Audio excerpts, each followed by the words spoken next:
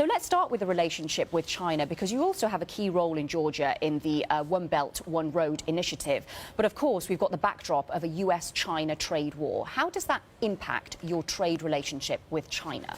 You see, first of all, you mentioned, the Georgia is on the crossroads between Europe and Asia, and so it means that we have to deal with all our trade partners, and of course we have to perform our function, our natural role as a bridge between Europe and Asia.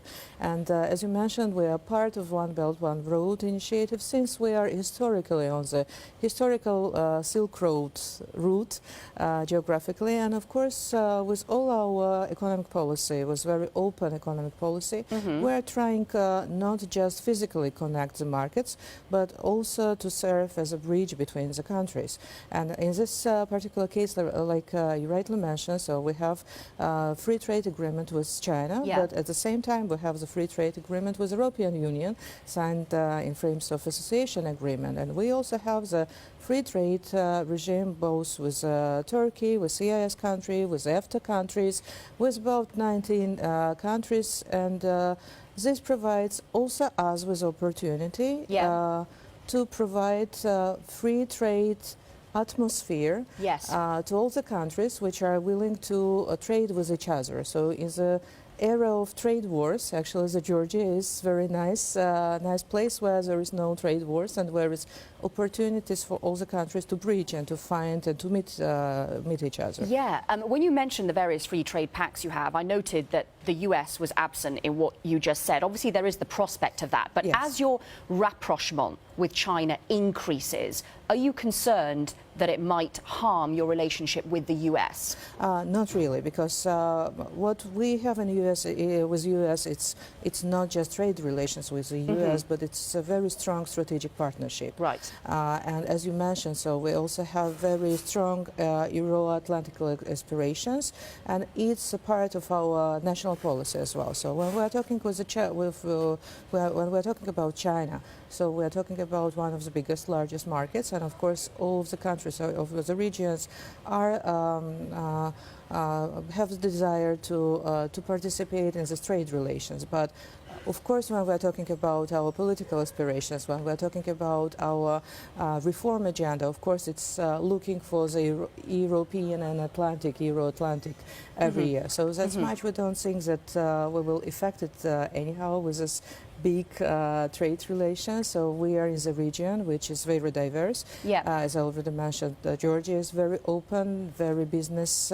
friendly, very investor friendly, and we think that we are not only providing the opportunity for these big markets to connect to each other logistically, but also to meet in Georgia, maybe. Yes. Now, with Europe, in terms of the association agreement you have with the EU and the prospects of perhaps becoming a full member, is that complicated at all by Brexit? Does it put a delay on those conversations? How does Brexit fit into that scenario? Not really, actually. So we have almost all our largest trade partners are just countries which are in European Union. Actually, the European Union in general is our largest trade partner.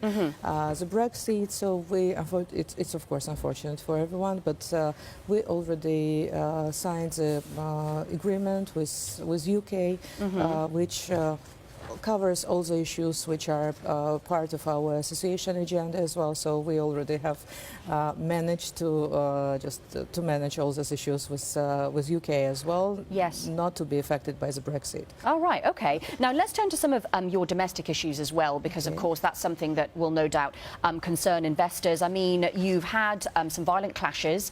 The ruling party saying it won't try to change the 2020 voting system. Meanwhile, the US and the EU have urged calm and dialogue over the failure of the electoral reforms. I mean, this might give an impression to international investors of instability in Georgia. So what would be your message over that? And what will you do if the protests continue to escalate? Yeah, so the truth is, first of all, that we don't have this, so the pictures that we are looking on our TV screens, there's not actually corresponds what's happening in Georgia. So because we are talking about very minor local protests because of the unfortunate failure of some faster moves for the proportional electoral system. But of course, it's not a failure to implement the electoral system, since we have very free and transparent election consistently, and it's internationally proven. So the main issue is, and main message from Georgia is that we have the peace and stability in Georgia. So the any type of clashes that you might see are really of very local nature. And in fact, what we have in Georgia currently, it's 5% GDP growth, which is highest GDP growth in the region.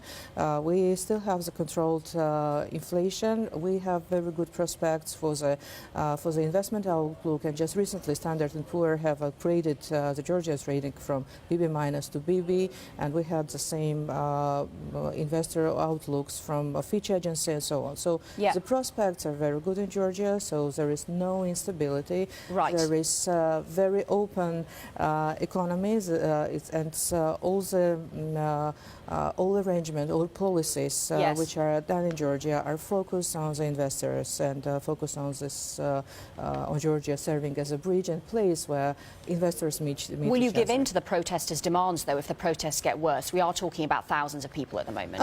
We are, of course, the dialogue is the only way how we can work with the opposition, with the civil services, civil sector as well. So the dialogue is the only form that we are following, and of course we do not expect any protests to have some bigger scale, of course. So everything is peaceful and stable in Georgia, and we are open to investors, and we don't feel any effect of these actions to our economy.